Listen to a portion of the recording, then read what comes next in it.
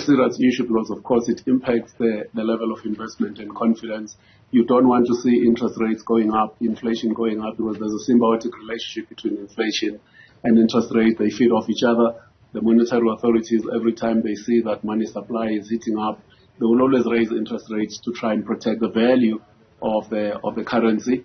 And that is not necessarily always going to be a positive outcome in an environment where there is significantly high levels of unemployment. So it tends to lead us more toward an area where we support the fire sector with economic policies and monetary policies that we take.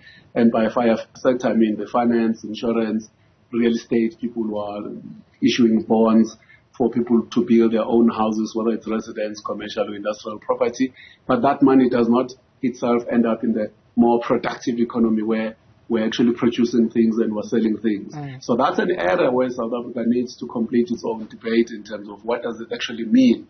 Does inflation tempering have to come at the expense of any job creation? Because if you increase interest rates, I'm borrowing money to run my business, I'm borrowing $1 million, $2 million, or $5 million.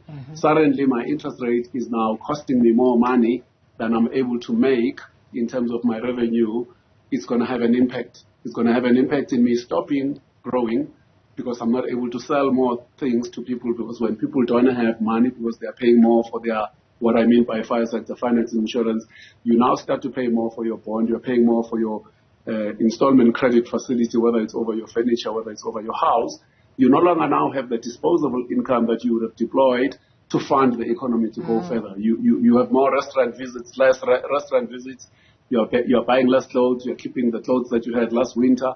But if you had the money, every winter you're changing your clothes, and that's fueling and driving the economy and increasing the jobs. So it's a very, very serious issue that South Africa, I don't think at this particular point in time, we've had an honest discussion in terms of the role of the central bank and how can we get to a point where we can balance these two things. For instance, the U.S. Federal Reserve has got a dual mandate. In other words, full employment plus protect the value of money. Our own Reserve Bank only has one single mandate, protect the value of money in terms of inflation. So we do need to have that particular urgent debate so that we can move forward with resilience and with speed and with confidence.